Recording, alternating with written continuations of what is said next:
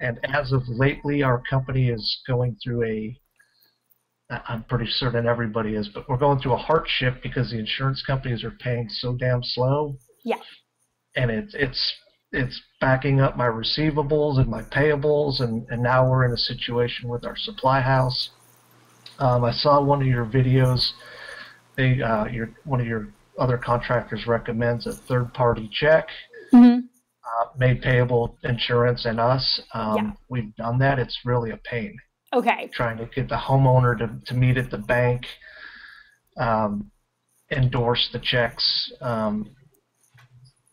We've done it like that, but it just hasn't been very.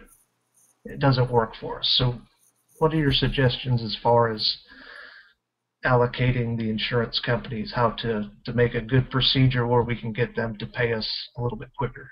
Well, the first thing is just follow up. Like, to be honest, when I was dealing with mortgage checks and insurance checks, I almost never got our name on the check because I didn't really care. Like, for the most part, it didn't change anything except for maybe in the circumstance where, when you have one of those a-hole customers that all of a sudden, like, thinks the money's theirs, you put their roof on and then all of a sudden it's time to collect and you can't get a hold of him anymore. Well, Right. that's kind of like the 1 in 100 people. Like, usually you're not running into those people. And so you don't need to spend time, effort, and energy trying to get your company name on the check if it's not necessary. So, I would say if that's holding you up, don't do it. It's not necessary. But the second thing would be, what is your mortgage procedure right now? Like, are you struggling more with getting checks back from the mortgage company or from invoicing, like the insurance company releasing depreciation? Can you give me a little more Both. information? Both. Both. Okay. Both. Yeah, the check comes to a mortgage company. In fact, we're still fighting with the mortgage company currently on a job we built over the summer. Okay. There are constant excuses. Well, we never got an invoice, or we never got a completion letter, or we never got a statement, or we need your W-9. We need. Yep. In the meantime, the homeowner's like, well, shit, I don't have any money, so, We're waiting you for know, that. Okay. yeah, I mean, So first thing so, is this, like, instead of trying to find out what each mortgage company needs, you should have a procedure in place that this happens every single time we have a mortgage check. This is sent, this is included, follow-up goes as follows every 24 hours. So when we send a mortgage check, I don't leave it up to the homeowner. I take care of it. So I say, Mrs. Jones, and I prepare her. Your check will likely say to Mrs. Jones and Bank of America Home Loans. What that means is Bank of America needs to endorse that check before you or I can do anything with it. I'm actually going to take care of that for you. There's a, what do they call it? The loss draft department. They're the ones that deal specifically with these types of insurance checks. And so what we have to do is I have to send it with my W-9, a copy of our agreement, a copy of the estimate, yada, yada, yada, yada, yada.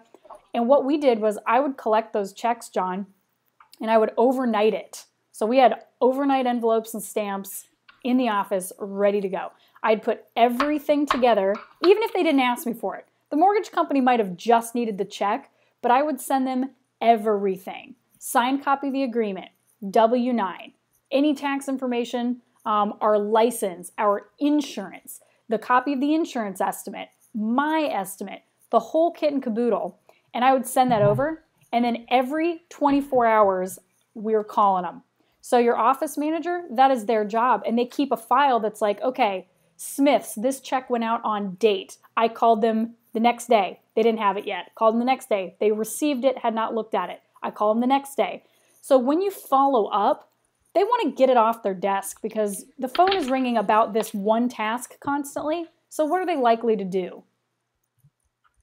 Take care of it. They don't want to be, right. they don't want to have more to deal with. They want to process that stuff, but they're dealing with all sorts of things. Plus, you know how banks are. They like to let that money sit in an account and bear a little interest if they can. But if you're calling them on it, then it kind of gets things moving faster. So one thing that I'd recommend eliminating from your business is the phrase, I'm waiting on, because there is no waiting. You can either wait, which means you're sitting, waiting, nothing's going to happen. They'll hold that check all year if you don't call them. Or you make it procedure every single time. This is what we do when a check goes out. We call on it every 24 hours. Because then Here's what you'll find will happen.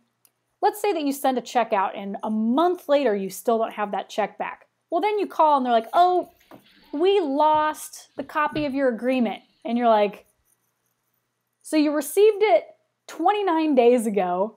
Now we are 30 days here, but they're not going to call you. They're not going to be like, No. hey, John, thanks for sending that check in, but we need the agreement. No, they lost it, or they'll say that they never received it when they did.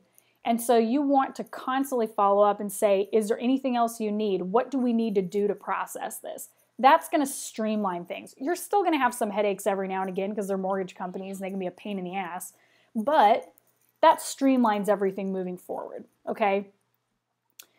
So that's the first thing that I would do is be proactive. Never wait. Always check in on things. Always follow up. Just like with customers, you got to treat it the exact same way. Right.